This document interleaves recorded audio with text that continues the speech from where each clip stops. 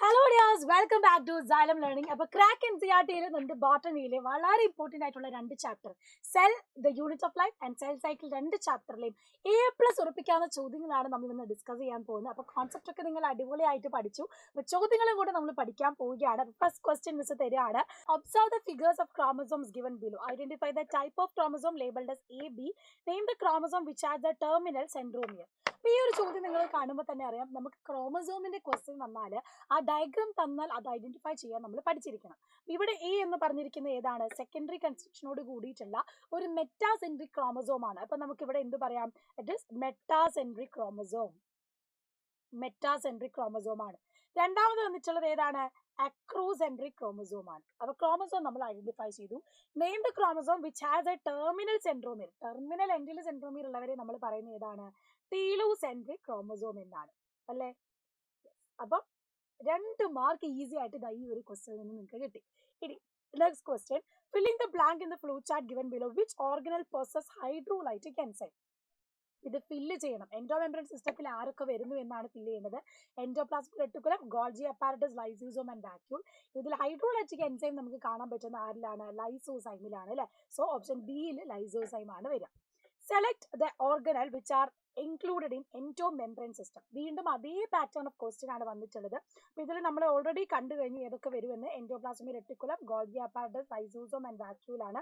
എന്തുകൊണ്ടാണ് നമ്മൾ ഇവരെ എൻഡോമെംബ്രേൻ സിസ്റ്റം എന്ന് വിളിക്കുന്നത്? ഈ ഒരു ടൈപ്പിലും ക്വസ്റ്റ്യൻ വരുന്നതാണ്. എന്തുകൊണ്ടാണ്? ബിക്കോസ് ഈ ഓർഗനൽസ് എല്ലാവരും കോർഡിനേറ്റ് ചെയ്തിട്ടാണ് ഫംഗ്ഷൻ ചെയ്യുന്നത്. അതുകൊണ്ട് നമുക്ക് പറയാം their functions are coordinated. അവർ ഒന്നിച്ച് ഫംഗ്ഷൻ ചെയ്ത് കോർഡിനേറ്റ് ചെയ്യുന്നതുകൊണ്ട് അവരെ നമ്മൾ എൻഡോമെംബ്രേൻ സിസ്റ്റം എന്ന് വിളിക്കുന്നു.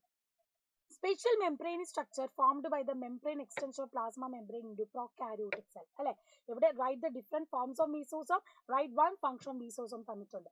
ഇവിടുത്തെ special membrane structure formed by the membrane extension of plasma membrane എന്ന് പറഞ്ഞാൽ അതാരാണ്? യെസ്, മീസോസോംസ് അല്ലെ? അതിനെ നമുക്ക് പല രീതിയിൽ കാണാൻ പറ്റും. വെസിക്കൽ, ട്യൂബ്യൂൾസ് ആൻഡ് ലാമെല്ല ആയിട്ട് കാണാം. ആൻഡ് അവരുടെ ഫംഗ്ഷനും കൂടെ പഠിച്ചു വെക്കണം. Cell wall formation, DNA replication and distribution to daughter cell, respiration, secretion, increase the surface area of plasma membrane. അപ്പം റോളും അതിന്റെ ഫംഗ്ഷൻസും നിർബന്ധമായിട്ട് പഠിച്ചു വെക്കാം.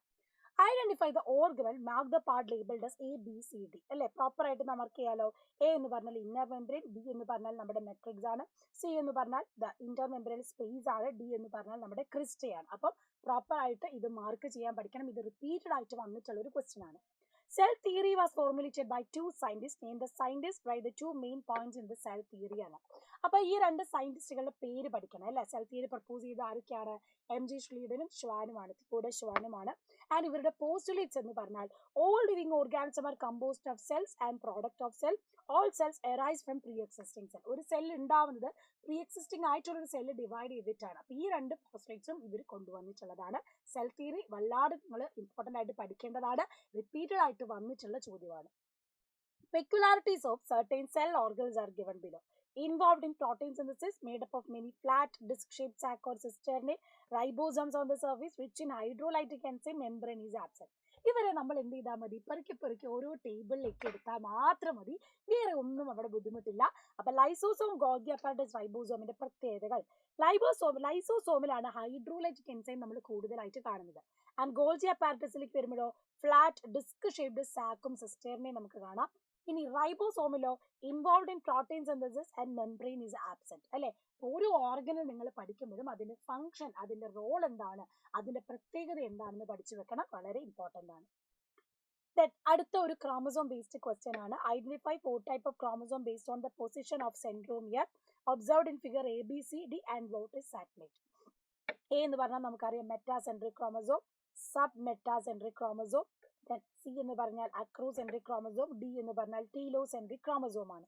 Then what is satellite? Small fragment of chromosome found beyond secondary construction അല്ലെ? Secondary കൺസ്ട്രക്ഷനോട് കൂടിയ ആ ഒരു ബിയോണ്ട് ആയിട്ട് നമ്മൾ കാണുന്ന എന്താണ്? സ്മോൾ ഫ്രാഗ്മെന്റിനെയാണ് നമ്മൾ എന്ത് പറയുന്നത്?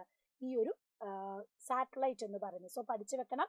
Small fragment of chromosome found beyond secondary construction in some chromosome, അതിനെയാണ് നമ്മൾ എന്ത് പറയുന്നത്? സാറ്റലൈറ്റ് എന്ന് പറയുന്നത്. അപ്പം സാറ്റലൈറ്റ് തന്ന ഐഡന്റിഫൈ ചെയ്യാൻ ചോദിച്ചാലും ഐഡന്റിഫൈ ചെയ്യാനും കൂടെ നിങ്ങൾ പഠിച്ചു വെക്കാം. Leucoplasts are classified into 3 types based on the stored food. Which are they? Write the name of stored food present in them. Leucoplast നമ്മൾ എങ്ങനെയൊക്കെ പഠിക്കുന്നുണ്ട്? അമൈലോപ്ലാസ്റ്റ്, അലൂറോപ്ലാസ്റ്റ് ആൻഡ് എലയോപ്ലാസ്റ്റ് പഠിക്കുന്നുണ്ട്. അമൈലോപ്ലാസ്റ്റ് സ്റ്റാർച്ച് അല്ലെങ്കിൽ കാർബോഹൈഡ്രേറ്റ് സ്റ്റോർ ചെയ്യുന്നു.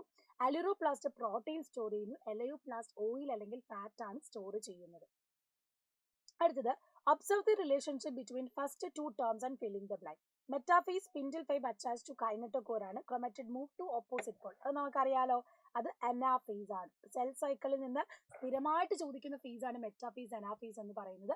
അപ്പൊ ഇത് നിർബന്ധമായിട്ട് പഠിച്ചു വെക്കണം. Spindle fibres attach to kinetochores, anaphase എന്ന് പറഞ്ഞാൽ chromatid move to opposite pole. Okay, then the stage between meiosis 1 and meiosis 2 is called, അല്ലെ, meiosis 1 meiosis 2 നമ്മൾ കാണുന്ന സ്റ്റേജ് ഏതാണെന്നാണ്. ഡയാകൈനസിസ് ഉണ്ട്, ഇന്റർകൈനസിസ്, പക്കൈറ്റിൻ ആൻഡ് ഡിപ്ലോട്ടിൻ. ഓക്കെ, ഇതില് മിയോസിസ് 1 ആൻഡ് മിയോസിസ് 2 ഇടയിൽ കാണുന്നത് ഏതാണെന്നാണ്. ഇത് വേറെ ഒന്നുമല്ല, നമ്മുടെ ഇന്റർകൈനസിസ് ആണ്. കറക്റ്റ് ഓപ്ഷൻ മിസ് ഇവിടെ മാർക്ക് ചെയ്തിട്ടുണ്ട്. The stage between two meiotic division is called, അത് നമ്മൾ പറഞ്ഞു ഇന്റർഫേസ് ആണ്, അല്ലെ. മിയോട്ടിക് ഡിവിഷന്റെ ഇടയിൽ ഇന്റർഫേസ് ആണ്. മിയോസിസ് 1 ആൻഡ് മിയോസിസ് 2 ഇടയിൽ വരുന്നത് ഇന്റർകൈനസിസ് ആണ്. അത് രണ്ടും മാറിപ്പോവാതെ തന്നെ എഴുതാൻ ശ്രദ്ധിക്കുക. അടുത്തത് column A represent chromosomal behaviour during different substages of prophase 1 and meiosis 1. Fill up the blank in column B. Chromosomal behaviour തന്നിട്ടുണ്ടല്ലോ. ക്രോസിംഗ് ഓവർ എവിടെയാണ് ഒക്വയർ ചെയ്യുന്നത്, അതുപോലെ കിയാസ്മ ഒക്വയർ ചെയ്യുന്നത് എവിടെയാണെന്നാണ്. അപ്പം ഈ ഒരു സെൽ സൈക്കിൾ നിങ്ങൾ പഠിക്കുമ്പോൾ നമ്മുടെ പ്രൊഫേസിലെ ഡിഫറെന്റ് സ്റ്റേജസ് സ്ഥിരമായിട്ട് ചോദിക്കുന്ന ക്വസ്റ്റ്യൻ ആണ്.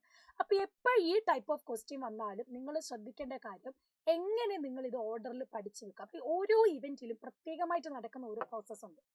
നമ്മൾ പാക്കറ്റിന് എടുത്തു, അതുപോലെ ലെപ്റ്റോട്ടിന് എടുത്താൽ ഓരോന്നിനും നടക്കുന്ന പ്രത്യേക ഇവന്റുകൾ ഉണ്ട്. അത് പ്രോപ്പർ ആയിട്ട് പഠിച്ചാൽ നിങ്ങൾക്ക് ഈസി ആയിട്ട് തന്നെ എഴുതാവുന്നതാണ്.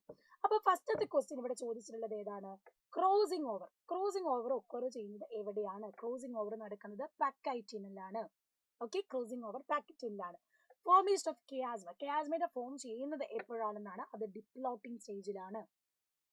ദെൻ പെയറിംഗ് ഓഫ് ഹോമോക്രോമസോം അത് നടക്കുന്നത് സൈഗോട്ടിലാണ് ഹോമോലോഗസ് ക്രോമസോംസ് പെയറിംഗ് നടക്കുന്നത്. ദെൻ വിസിബിൾ ആവുന്നത് ലെപ്റ്റോട്ടിലാണ്. ടെർമിനലൈസേഷൻ ഓഫ് കിയാസ്മ നടക്കുന്നത് ഡയാകൈനസിസിലാണ്.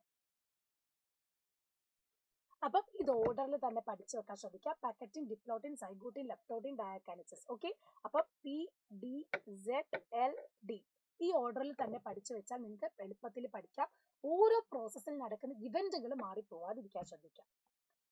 Then given below is a diagrammatic representation of a particular stage of mitosis. Identify the stage, write any two features of the stage.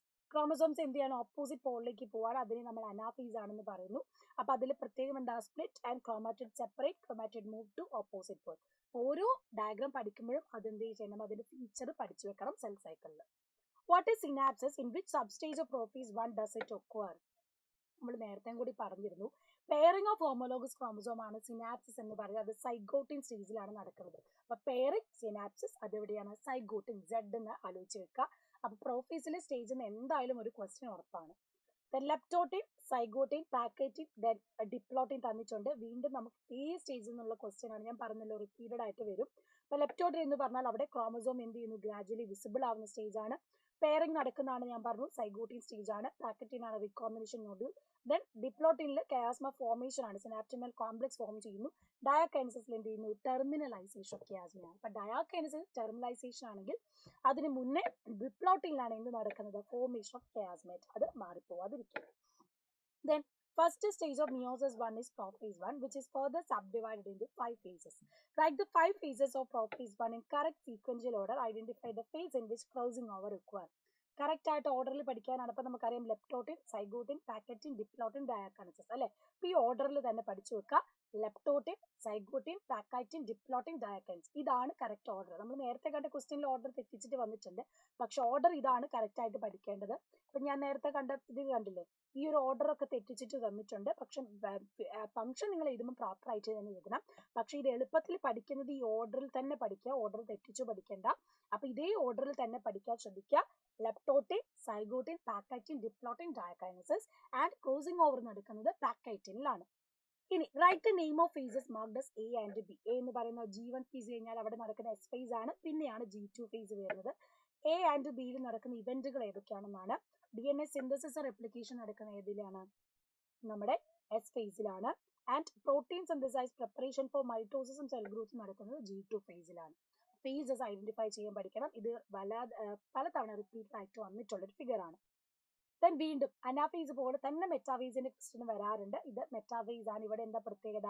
കൈനോട്ടോകോസിലേക്ക് attach ചെയ്യുന്നതാണ്. And chromosome move to spindle equator get aligned, അല്ല ഇക്വേറ്ററിൽ align ചെയ്ത് നിൽക്കുന്ന face ആണെന്ത് നമ്മുടെ metaphase എന്ന് പറയുന്നത്.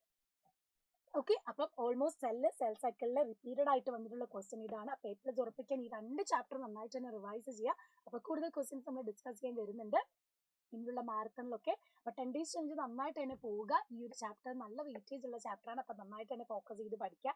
And മറ്റൊരു important question കൂടെ നിങ്ങൾക്ക് കമന്റ് ബോക്സിൽ കമന്റ് ചെയ്യാൻ വേണ്ടി തരികയാണ്. സെൽ സൈക്കിൾ നമ്മൾ പഠിക്കുന്നതാണ്.